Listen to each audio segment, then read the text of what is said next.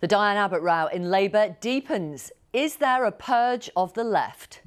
And a decision that will resonate around the world. What could Trump's trial mean for his election chances?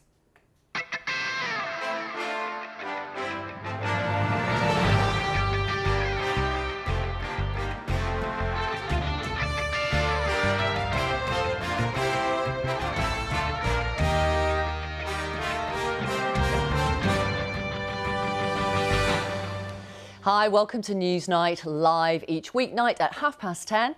Our political panel with us this evening, Samuel Kasumi, who was a special advisor to Boris Johnson. Welcome to you. He resigned as the former PM's race advisor. And we've got Coco Khan, who is co-host of the left-leaning pod Save the UK. Welcome to Newsnight. And we are starting tonight, as we did last night, talking about Diane Abbott. Back now as a Labour MP, as you know, if you watch Newsnight, having been suspended, but uncertain, it would seem, about whether she would be able to stand at this election if she wanted to. She says she's been barred. Sir Keir Starmer says that's not true. Here she is tonight at a rally in her London constituency. I promise you that as long as it is possible, I will be the Member of Parliament for Hackney North and Stoke Newington. And tonight, other Labour candidates, or would-be Labour candidates, on the left are also being blocked, they say, or on the verge of being blocked from standing in this election. Coco, what are you picking up? What's going on? I'm finding it all very, very dismaying. Labour should be a broad church. It's how it works best. And it's also what its voters are. Their voters are a broad, they run the gamut of all sorts of people, all sorts of demographics. The question I have is, are you so thin-skinned, I direct this to the leadership, that a few, and we are talking a handful of voices who are not necessarily dissenting, but just have slightly different views, that we can't bring those people in? And when we come back to Diane Abbott as well, she's beloved. Very few people who are politicians could get voters out onto the street to support them. She was going to win. She's a home banker. Do they not want a winning politician in their midst?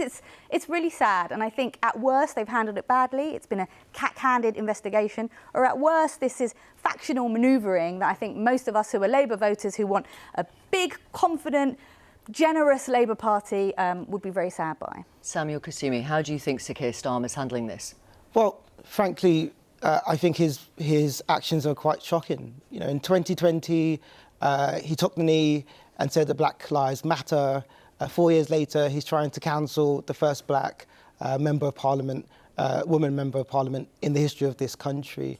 It's either that he has been lying to the British public about what he knew about this particular situation, or it's that he doesn't have a grip of members of his team who, of course, are doing things that are frankly disgraceful. No matter what your politics, and my politics is very different to Coco's, I think everyone can see that it's very fair for her to have apologised, to have gone on training and to have been given a warning. All those things happened, now we know, before even this year came about. And so I think Keir Starmer's actions have been frankly disgraceful, and it calls into question his character. We would obviously have loved to talk to someone from the Labour front bench tonight. That wasn't possible. Nick is here to bring our audience up to date. What's going on? Well, it's interesting, Vic, isn't it? Across the political spectrum, we have very strong criticism of Keir Starmer, and from the Labour left, we have very, very strong thoughts. They believe that a purge is underway right now of some of their candidates. So this evening we learnt that a prominent supporter of Jeremy Corbyn was told that she would not be able to stand as a Labour candidate. You'll shortly be interviewing Faiza Shaheen, who was due to stand against Ian Duncan-Smith in Chingford and Woodford Green, as she did in 2019, whereas I understand it, I think she actually increased the Labour vote. But yesterday, Faiza Shaheen was called to a change of circumstance interview with a panel of Labour's National Executive Committee, and they highlighted 14 examples which raised questions about her suitability as a Labour candidate. One of them dated back to 2014, where Faiza Shaheen tweeted her happiness that a friend of hers had been selected as a Green candidate, and at that point Faiza Shaheen was not even a member of the Labour Party. Another one they picked up on was liking a tweet by Philippe Lemoine, who describes himself as a French philosopher. And in this, he talked about the Israel lobby. Now, as I understand it, Faiza will always explain for herself, was asked about this, said, yes, I did like it, but I'm an academic at the LSE. In my mind, I was bookmarking it for research. I was not endorsing it. But obviously what the Labour Party picked up on is this tweet by Philippe Lemoine, where he talked about basically every time you say something even mildly critical of Israel, you're immediately assailed by scores of hysterical people who explain to you you're completely wrong, how you're biased against Israel. And the Jewish Labour movement, who raised concerns about this, talked about how they have concerns about absolutely criticise the Israeli government, but if you're criticising Israel, then that's, to them, is getting into troublesome territory. And there are other examples. So Lloyd Russell-Mould, currently, well, until tonight, the Labour MP for Brighton Kemp Town, effectively told he can't stand because last week the Labour Party says it received a very serious allegation against him. They're doing an investigation. That won't be completed until after the general election. He describes this complaint as vexatious and politically motivated and believing absolutely he will be exonerated. Of course, we have what you were saying about Diane Abbott making clear tonight that she intends to stand. So the view from the left is there's a purge going on, and they note that tonight 3 Starmer loyalists have been selected as Labour candidates. From the Starmer team on that idea of a purge, absolutely not at all.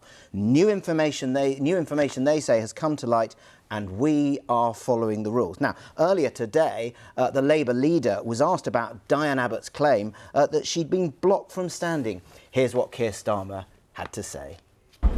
No, that's not true. No decision has been taken to bar Diane Abbott. The process that we were going through ended with the restoration of the whip the other day. So she's a member of the Parliamentary Labour Party, and no decision has been taken barring her.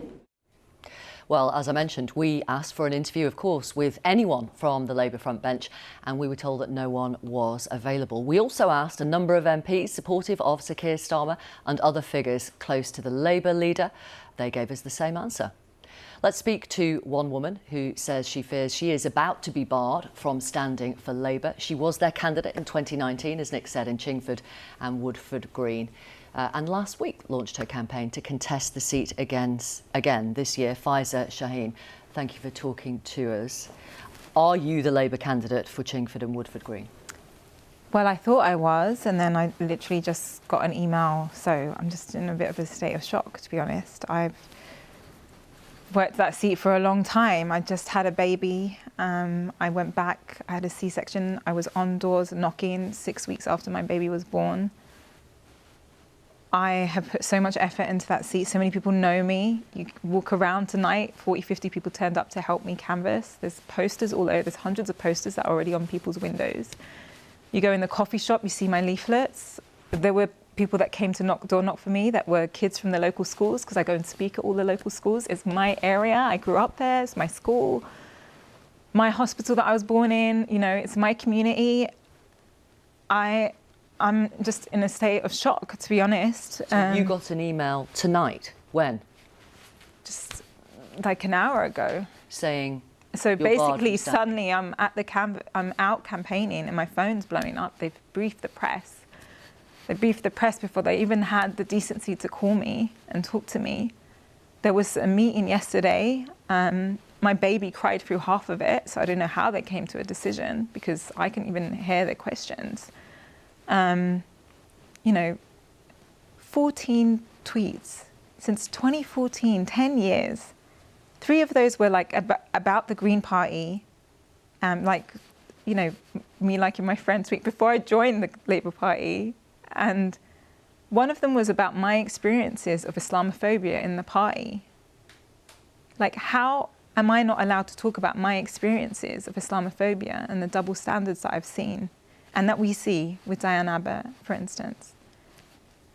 I honestly, I'm just so shocked right now to be treated this badly after being such an active member of the party. And, you know, we were one of the tiny number, 6 Tory-held seats in 2019 that had to swing to Labour. to act like I am some kind of person that can't, that isn't good at elections, that, that frustrates the Labour's purpose. I teach. Is that what the email says? You will frustrate Labour's purpose of winning this election? Yeah, from what I could see. Faiza Shaheen, I'm going to put to you what the Jewish Labour movement said about one of the tweets that you liked. Nick mentioned it. And this is the quote: "We've received a number of complaints about the tweet that you liked from local Jewish members who are concerned about the tone of Ms. Shaheen's tweets." And the tweet that you liked talks about the Israel lobby. It says, "Every time you say something even mildly critical of Israel, you're immediately assailed by scores of hysterical people who explain to you why you're completely wrong, how you're biased against Israel. Moreover, you can't easily ignore them because those are not just random people. They tend to be friends or people who move in the same circles as you. Those people are mobilised by professional organisations." So I do want to say that I don't remember liking this tweet. I was looking, if you see that tweet, it was a retweet of a Jon Stewart sketch. I watched the Jon Stewart sketch, but I wouldn't have even ordinarily liked that. Honestly, it was the middle of the night. If you look at the timing, I was probably with the baby breastfeeding. I don't even remember liking that tweet. But you know what's wrong with it. I know what's wrong with it, of course. What is wrong with it? The line that's there about they're in professional organisations, it plays into a trope, and I absolutely don't agree with that, and I'm sorry about that. And I expressed that I was sorry in that meeting yesterday over my crying baby, but, that's one tweet. I've organised an interfaith vigil with a local rabbi after the attacks, Hamas's attack, and brought the imam together, and I've done a lot of work. I have a lot of supporters. They wouldn't tell me how many Jewish members have messaged them, because I can tell you there's a lot more that would offer their support to me, the people that helped co-organise that interfaith vigil. Whether you meant to or not, you did like a tweet which is offensive to some people because it plays into that anti-Semitic trope. Wow, but really? Just liking a tweet, which you can do with a touch of a hand after all the work I've done? Well, that's what Labour is saying to you. I know, but I can't believe, and honestly, I feel foolish. I feel foolish. Why do you feel foolish? Because everyone said I was the one socialist that was running, it was a surprise I wasn't blocked earlier, everyone knows that. And of course, they were going to come for me, and I did something stupid, and honestly, I don't remember liking that, and any new mum will know what that's like. But I've done so much work in the community, like bringing communities together, bringing people of different faiths together is something that I really enjoy doing. That interfaith vigil was amazing. What do you want to say to the leader of the Labour Party tonight? Look, I've supported the Labour Party for a long time, and I want the Labour Party to do well. But what I would say is that, on top of Gaza, on top of Diane Abbott, and now this to me, when there's such clear double standards of how other people have been treated when stuff has happened, when they've said racist things, liking, I didn't retweet it. What? And there's literally a Jon Stewart sketch, people can see, that probably had, thousands and thousands of likes. To say, what message are you sending my community? What message are you sending the Black community? Labour's really ahead in the polls, but our communities have really supported Labour, and, we're being tossed aside in a way that's so harsh. And I know I shouldn't be surprised, but I just, I'm in a state of shock, honestly. I like I say, I've got engorged breasts right now. I've left my baby at home. I just don't understand how they can do this on the basis of this one thing. And I literally was having coffee with the rabbi yesterday. So, you will have thought this yourself, I'm sure, because you are ideologically much closer to Jeremy Corbyn than Keir Starmer. Jeremy Corbyn is obviously no longer in Labour. Is Labour still the party for you? So I don't want to I think the Labour Party, because we have the political system that we do, needs to be a broad church. You know, from what I can see that's happening, that's, you know, becoming more difficult. I am a strong supporter of Palestine. I do watch the news, and I am really worried for what's happening now. I was hoping to be a strong voice, you know, for human rights. I'm not ashamed to say that. I've expressed that within the party, within meetings. I'm really concerned about how people feel about how the stance that the Labour Party took earlier on with Gaza. I'm proud to say that, you know, that I support them. And could this be the point where people on the left leave Labour, split from Labour? I think a lot of people have, you know, members have already left. I know, yeah, I mean, I do want to say while I'm here though, there's so many people that have supported me in this journey. Like I was one of the very few socialists to win a selection. There's so many people that have helped me. My phone is blowing up with local people trying to organise a rally, and I just want to thank, you know, my old school teachers and the kids that came out tonight. And I'm so sorry. I'm genuinely so sorry that it's come to this. I know you really wanted me to be your MP, and I really wanted that too. This is my home seat. And you know, my campaign video is probably still pinned to my Twitter profile. Like, did you support Keir Starmer's, what he has described as the transformation of the party? Yeah, absolutely. Listen, I've been interviewed on the panels before, of course, to get through selection, and like, a lot of these tweets are, you know, I was reselected in 2022. I would say that, you know, less about the left and more about the message to Muslims and to black people this week. I think it's really not the message that the party wants to send. Okay. Thank you very much for talking to our audience on Newsnight. Thank you. We appreciate you taking the time and leaving the newborn and so on. Thank you very much. Faiza Shaheen. Nick, what are people in Labour saying tonight? Well, Vic, I haven't heard from the leadership about Faiza Shaheen, and normally what the leadership say is we don't comment on these sort of internal party matters. But talking generally earlier today to Starmer loyalists about these cases, they say, look, the party doesn't do this lightly, and it does it on the basis of evidence. But it was interesting what Faiza was saying about how she learnt about what was happening from the press, and a very, very strong criticism of people close to Keir Starmer, it is believed, across the party, that Diane Abbott, after learning that she'd got the whip back, then learnt from the press that she would not be allowed to stand as a Labour candidate. That obviously is disputed by Keir Starmer. And it's interesting, there is a very, very strong belief that maybe some people not a million miles away from Keir Starmer who have been involved in a battle against the left, which they do believe is providing electoral dividends, that they did this. And I spoke to one loyalist who says there will be a bad moon rising for these people. And there's anger not just on the left, amongst mainstream figures, that what happened was that there was a negotiation to create a golden bridge for Diane Abbott, that she would be given the whip back. Then she would announce that she would be retiring at this election after 37 years, and then the whole party would laud her. And what these loyalists are saying is that this golden bridge has been blown up. Let me ask you, Coco Khan, Samuel Kasumi, first of all, to react to what Faiza Shaheen has just told our audience exclusively tonight. I mean, I found it terribly painful. You know, the word that came to my mind was unkind. And, you know, we started this conversation talking about Diane Abbott. I don't think it should be forgotten that 50% of all abuse thrown at MPs was thrown at her. And I think, you know, going back to that, the values of Labour that many of us, I'm a Labour voter many, many times myself, is this idea of compassion, care, fairness, kindness. That's been lost in this conversation, hasn't it?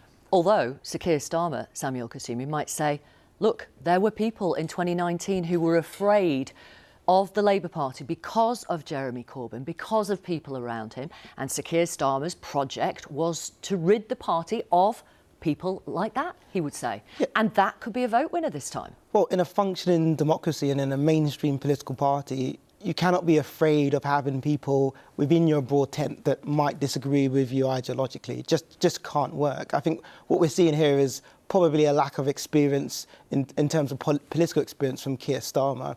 And perhaps he probably has some people in his team that are very aggressive, very high on testosterone, and not keen to understand how politics can work in a way that is very orderly. You know, having Diane Abbott as a candidate in Hackney will not result in Keir Starmer not being the Prime Minister on July the 4th at 10 p.m. when we hear the exit polls. It will not have a material impact. And so the issue here is Keir needs to find a way to get a grip, and I'm not sure he's going to. And I'm not sure that's what we're going to see over the next couple of days. But you worked for Boris Johnson, yes, who also got rid of people who didn't agree with him on Brexit in particular. Isn't this what strong leaders do? No, I wouldn't say so. I mean, firstly, some of the people that lost the whip were given the whip back and continued as MPs, and some retired, firstly, and that was their choice. And the second thing I would say is that was a particular political moment where, to break the impasse, there was a need for particular types of actions. But this is completely different. Is it?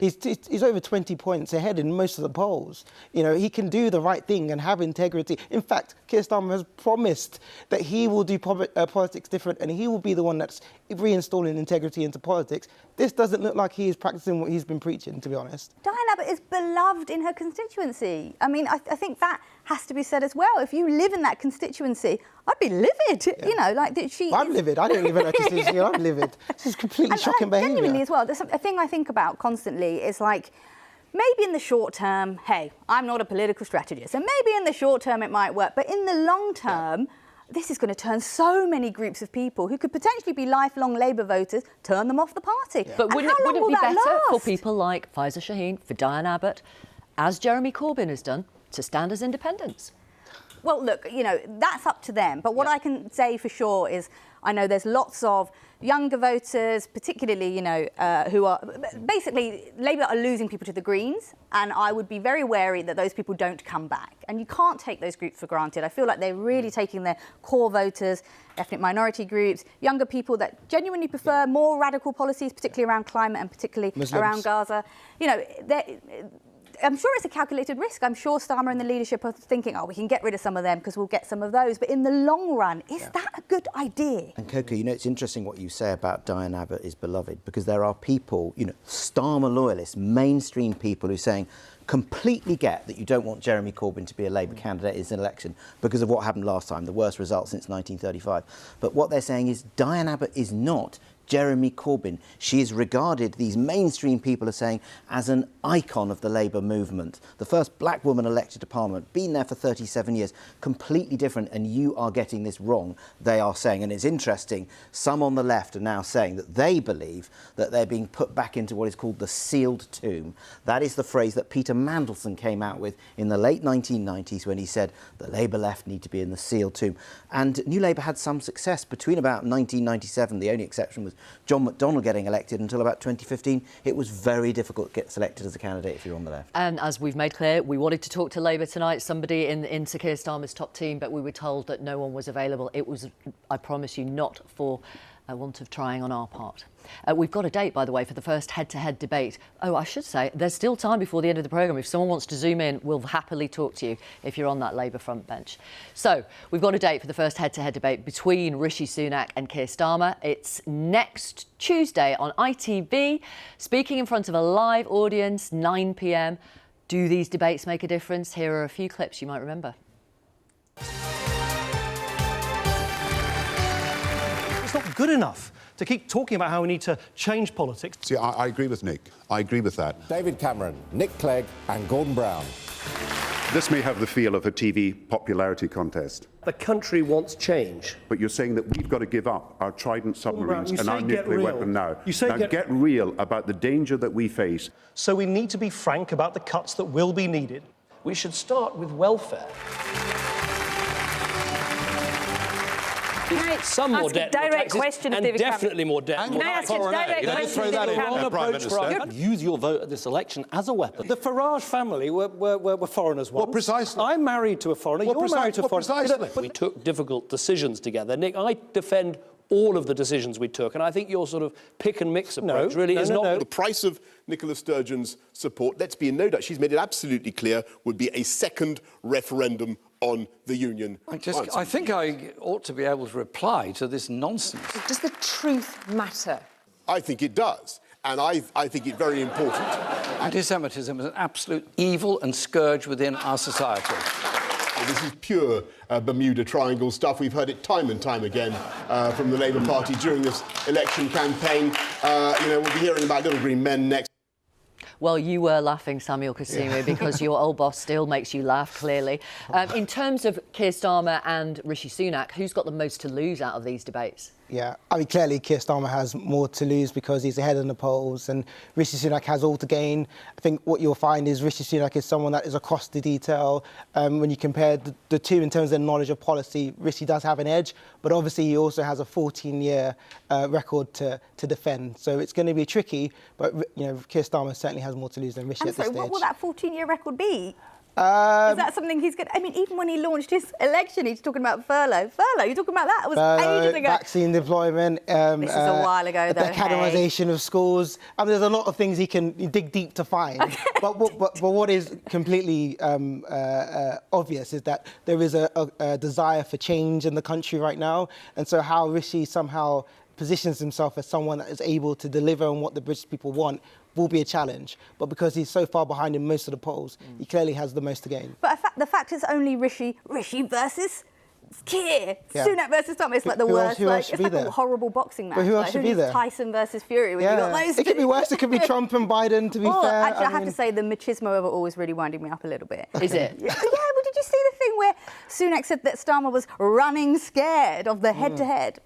And by the way, why is it on... am I allowed to say why is it on ITV and not BBC? Well, I've said it. Wait for the BBC one. Oh, BBC One is coming a little bit later in the campaign. But anyway, what I was trying to get at is, like, the fact that it's the two of them, I mean, it couldn't be better, because who it would be most hard for Starmer to face would be other progressive parties who would be very critical of him, because that's where he's losing people. Okay. And who it would be hard for Sunak to face would be someone from Reform, for example. It couldn't really be better.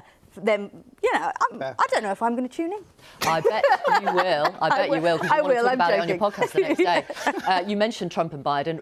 Reams of evidence, weeks of testimony, and a decision that will resonate across the world. The jury in the hush money trial of the former president is considering its verdict. The trial is almost at the end. Now, the heart of this case is the accusation that Mr. Trump falsified business records to hide illegal efforts to influence the US presidential back in 2016. Mr. Trump denies all those charges. Here's what he said on the way out of court today. Mother Teresa could not beat these charges. These charges are rigged. The whole thing is rigged. Let's talk now to Anthony Scaramucci, who was a former president Donald Trump's Director of Communications before he was sacked after a mere 11 days. He now runs a global alternative investment firm and has just brought out a new book. It's called From Wall Street to the White House and Back. Thank you very much for talking to us. Obviously, you worked closely with Mr. Trump for a bit. How will he be behaving privately as he awaits the verdict? Well, listen, he's super upset. Remember, I was in the White House for 11 days, but worked on the campaign for almost a year and did 71 campaign stops with the former president. And so he's under the gun. I don't care who you are. He does not want to be a convicted felon, and he'll likely not go to jail if the charges do stick to him. And there are 34 charges. And if you look at the facts of the case, I know it's different in the United Kingdom. You're not allowed to speak about these verdicts, but the facts and the evidence are pretty clear. So let's just say if he is convicted, he's got a big problem, because independents in the United States, lots of them say they don't want a convicted felon to be the president of the United States. So we'll have to see what happens over the next couple of days. But has this trial actually been better for Trump than Biden? Well, listen, it has been better in terms of he's getting a lot of media exposure, and he's got his minions going up there dressed like him to say nice things about him. So on the margin, he's gotten positive media attention for his base. But it's really not better if he gets a conviction here, because a convicted felon on the ballot in November, I think that's pretty damning. And I think that's also, there's a lot of fodder there to run with. Sure, it may be damning though, but do you think that would stop him from being voted in again? Well, I think he's going to lose one way or another, but I do think if he is a convicted felon, it's going to be very hard for him. Remember, the largest number of registrations in the United States are independents, then followed by Democrats and Republicans. And when they poll the independents, who dislike both parties, frankly, and 83% of the Americans, by the way, don't want either of these two candidates to run for the presidency this time. Those independents say they don't want a convicted felon. So I do think that would hurt him. But the numbers are not, even though the polls are tilted his way right now, and I think that's because of all the media attention he's getting related to the case, as we get to the end of this thing, as things tighten up, this is going to be a get out the vote election. These are two candidates in the United States that have been known to the American people for the last 5 decades. There's really not a lot of people out there that are left undecided about which candidate. And so when you're in a situation like that, it's a get out the vote election. President Biden has way more money in his coffers than former President Trump.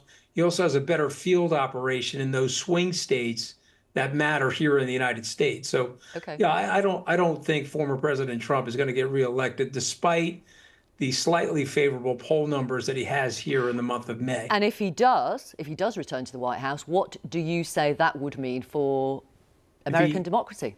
If he returns to the White House, I'm going to ask for a job at the BBC. I'm going to have to move to the UK and hang out with you guys. But if he gets back to the White House, it's very dangerous for all of us. I think you just have to read his 2025 plan or his Schedule F declaration, where he wants to dismantle large parts of the American government. Remember, he's calling for a 15 million person deportation. And so I guess that means we'll have armored cars in like a Handmaid's Tale episode, driving around the country, pulling people out of their houses and taking them out of the country. Okay. It's a very dark situation if he were to win. Thank you for talking to our audience tonight here in the UK. Anthony Scaramucci, thank you. Right, that is it from us. Thank you so much for being with us on Newsnight tonight. Kirsty's here tomorrow. Till then, you may have thought a volcano was an exploding mountain, but in Iceland they have all sorts. The Sundhukna crater, I hope I've pronounced that correctly, has thrown up a fissure a kilometre long, spewing lava not just 50 metres in the air, but also across every video outlet. The ash hasn't grounded any aeroplanes yet, so enjoy the spectacle. Good night.